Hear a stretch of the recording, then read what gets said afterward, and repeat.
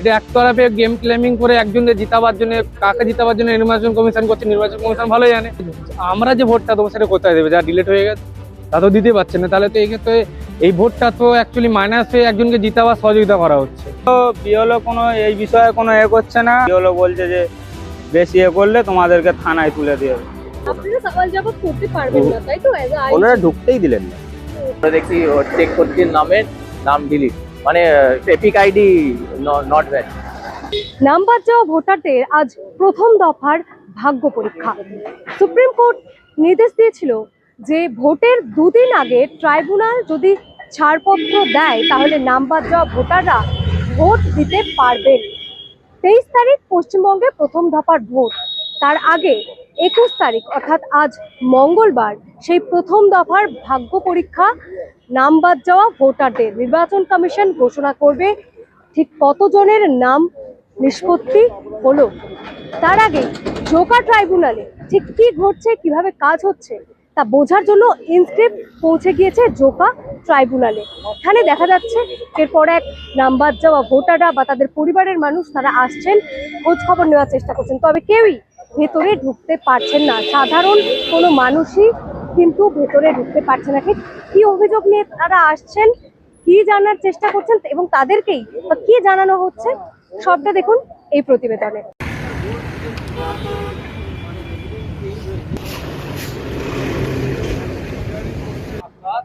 আমি তো কম্পিটিটিভ এক্সামের জন্য পড়াশোনা করছেন, তার মাঝেই নাম বাদ গেল। মনের মধ্যে তো একটা ভয় আছে যে আমার ভোটার লিস্টে নাম উঠবে কি উঠবে না। যে রুল ছিল সেই রুল অনুযায়ী তো আমাদের ডকুমেন্ট সব ঠিক আছে, এবার নাম উঠলো না কেন সেটা তো ঠিক নির্বাচন কমিশন বলতে পারবে, আমরা তো সেটা বলতে পারবো না। তো আপনাদের ভোট কবে? আমাদের ভোট 29 তারিখ। না, সম্পূর্ণ তাহলে আমার এপিক আইডিটা ইনভ্যালিড দেখাচ্ছে। কেন কিছু কেন? জানেন? আমার রেসিডেন্সটা চেঞ্জ হয়েছে। আমি আগে যেখানটায় থাকতাম এন্টালি থেকে সেখানটা মোস্ট প্রবাবলি, এটা আমি অ্যাজিউম করছি। আমি ওটা ফর্মটা অনলাইনে ভরেও ছিলাম, কিন্তু বিএলও থেকে ফিজিক্যাল ফর্মও নিয়েছিলাম। বিএলও আমাকে বলেছিল ফিজিক্যাল ফর্ম আমাকে সাবমিট করতে হবে না, লেট হয়ে যাচ্ছে, এই হয়ে যাচ্ছে, আপনি অনলাইনে করে দিন। অনলাইনে করেও দিয়েছিলাম, ওকেও বলেছিল। তারপরে দেখছি চেক করছি নামের নাম ডিলিট, মানে এপিক আইডি নট ভ্যালিড। আমাদেরকে বেসিক্যালি আমরা এসেছিলাম যে এখানে আজকেও কোনো কাজ হচ্ছে নাকি সবকিছু বন্ধ হয়ে গেছে কাজ এই ভোটের চলতে, ওইটা জাস্ট আমরা দেখতে এসেছি না এনকোয়ারি করতে এসেছি বেসিক্যালি, যেখানে আদৌ কোনো কাজ হচ্ছে নাকি হচ্ছে না। তো সেখানে এনারা বললেন যে আদৌ ভেতরে কোনো কিছু হচ্ছে না, কারণ এবার কে আছে না সেটা তো আমরা জানতে পারবো না। তো তাই বললাম, জিজ্ঞেস করলাম, বাট ওনারা পুলিশটা কোনো কোঅপারেট করতে পারলো না। তো এটাই বললো যে ভেতরে তো আপাতত কোনো কাজ হচ্ছে না, কে আছে না আছে ওনারা কিছু বললেন। এখানটা পুলিশ জানালো না, আপনাকে যদি অ্যাপিলেট থেকে জানা মানে কার্ড থাকে, হিয়ারিং এর জন্য ডাকা হয়, তার আইডি কার্ড থাকে, তাইলেই আপনি ভেতরে যেতে পারবেন, তাইলেই আপনি যেতে পারবেন। আইডি যদি ইনভ্যালিড দেখায় তাহলে তো আমার মনে হচ্ছে ইয়েতে নেই, মানে ওটা ডিলিট হয়েছে।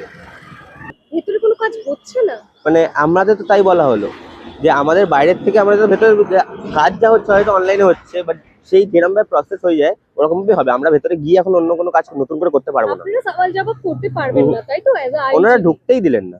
ওকে, আপনাদের এখানে আবেদন জমা দেওয়ার প্রক্রিয়াটা ওনারা কি বললেন যে কিভাবে করবেন? ওনারা কিছু জানেন না বললেন, সিম্পল কথা যে ওনারা কিছুই জানেন না ভেতরে কি হচ্ছে না হচ্ছে বা কিভাবে কি হচ্ছে, ওনারা কিছুই জানেন না। কারণ জেনারা বলুন, কত ক্লায়েন্ট এরকম ট্রাইব্যুনালে আবেদন করেছেন?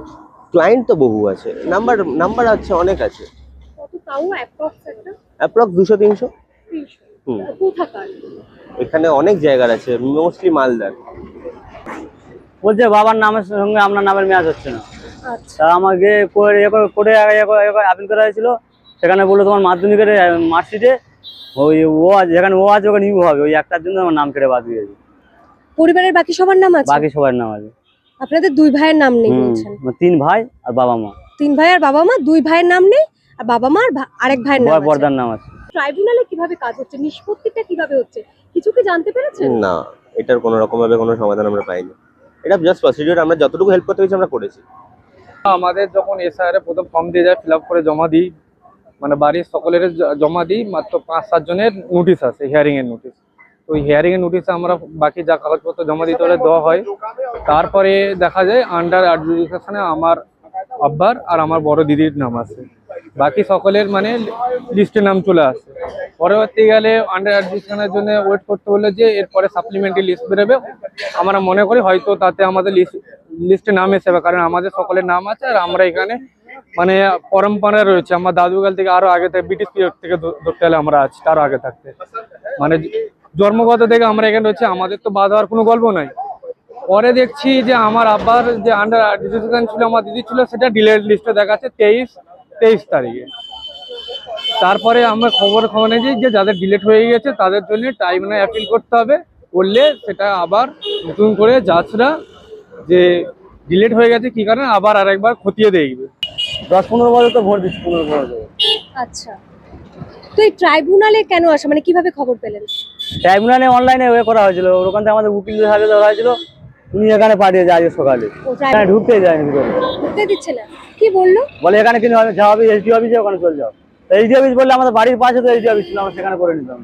আচ্ছা, এত দূর আসার কোনো হ্যারাসমেন্ট আর দরকার। বিএলও বিওলো বলে আমি কিছু জানি না এইসব ব্যাপারে। বিএলও কোনো হেল্পই করছে না। বলে তোমার নাম বাদ গেছে, তুমি তোমার দেখো, আমি কি করবো।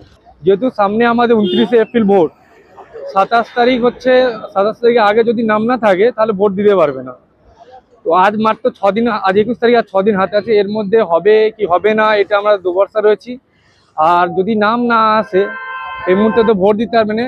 বলছে যে কোনো অসুবিধে নাই, এই মুহূর্তে ভোট দিতে পারবে না, কোনো অসুবিধা নাই, কোনো ভয় নেই, যে নাগরিকত্ব কোনো ব্যাপার নাই, এটা ভোটের ব্যাপার, এই মুহূর্তে ভোট দিতে পারবেন। আমার কথা হচ্ছে ভোট দিতে পারবেন সেটা বড় কথা নাই, নাম থাকাটা এটা বড় কথা। আরেকটা কথা হচ্ছে আমার যে নাম নেই বা আমার বাবার নাম, আমার নাম আছে, আমার বাবার যে নাম নেই, বাবা এই মুহূর্তে যে ভোট দিতে, বাবার যারা পছন্দের প্রার্থী বা লোক ছিল তাকে তো ভোট দিতে পারবে না। এটা একতরফে গেম ক্লেমিং করে একজনকে জিতাবার জন্য, কাকে জিতাবার জন্য নির্বাচন কমিশন করছে। নির্বাচন কমিশন ভালোই জানে আমরা যে ভোটটা দেবো সেটা কোথায় দেবে, যা ডিলেট হয়ে গেছে তা তো দিতে পারছে না। তাহলে তো এই ক্ষেত্রে এই ভোটটা তো অ্যাকচুয়ালি মাইনাস হয়ে একজনকে জিতাবার সহযোগিতা করা হচ্ছে। নাম্বার দিয়েছে, এটা খুব খারাপ বিষয়। বারবার এদিক ওদিক ছুটিয়ে যাচ্ছি, অনেক সময় ইনফরমেশন ঠিক মতো পাচ্ছি না, কি করবো বুঝে উঠতে পারছি না। বাবা খাওয়া দাওয়া বন্ধ করে দিয়েছে, বাবা কষ্টের মধ্যে রয়েছে, কষ্ট থেকে আমার নিজের কষ্ট যাচ্ছে। আমি ডিউটি ছেড়ে মাঝে মাঝে অফ করে আসতে হচ্ছে। আমি এখানে কলকাতাতে একটা কোম্পানিতে রেস্টুরেন্টে জব করি। তো বর্তমানে এই নিয়ে বহুত চিন্তার মধ্যে রয়েছে যে বাড়ির আমাদের সকলের নাম আছে, আমার বাবার নাম নেই, দিদির নাম নেই, তারা একটা চিন্তিত রয়েছে। তা বাড়ির সদস্য যদি চিন্তায় থাকে আমরা কি করে ভালো থাকতে পারি? কেন বাদ গিয়েছে কিছু বলেনি, এর জন্য বলেছিল যে আমরা কোর্টে গিয়েছিলাম, ওখান থেকে করেছি, ওখানে বললো যে এখানে জমা নেবে ফাইল এরকম। এখানে হ্যাঁ ট্রাইব্যুনালে করেছি, অনলাইনে করেছি, অফলাইনেও করেছি। এখানে জমা নেওয়ার কথা বলছে, এখানে জমা নেবে না এখন। তো বিওলো কোনো এই বিষয়ে কোনো করছে না। আর যদিও বিওলোকে যদিও একটু উচ্চ আওয়াজে কথা বলা হচ্ছে, বিওলো বলছে যে বেশি করলে তোমাদেরকে থানায় তুলে দিয়ে দেবে। হ্যাঁ, বাড়ির সবার নাম আছে, বাবা মা দাদা সবার নাম আছে, শুধু আমার 2 ভাইয়ের নাম বাদ গিয়েছে, বাকি সবার নাম আছে। আগে একবার কাগজ দেখিয়েছিলাম, কাগজ ফেরত দিয়েছে, বললো যে ভুল আছে। আরেকবার দিল কাগজ, রিসিপ্ট দিয়েছে, আবার ফিল আপ করে দিলাম, আবার ভুল এসেছে। বললো যে এর পরের বারে একটা হবে অনলাইনে, ওতে জমা দেবে, দিলে হবে। তাই এবারেও দিয়েছি, এখনো কোনো রিসিপ্ট পাইনি আর কিছুও পাইনি।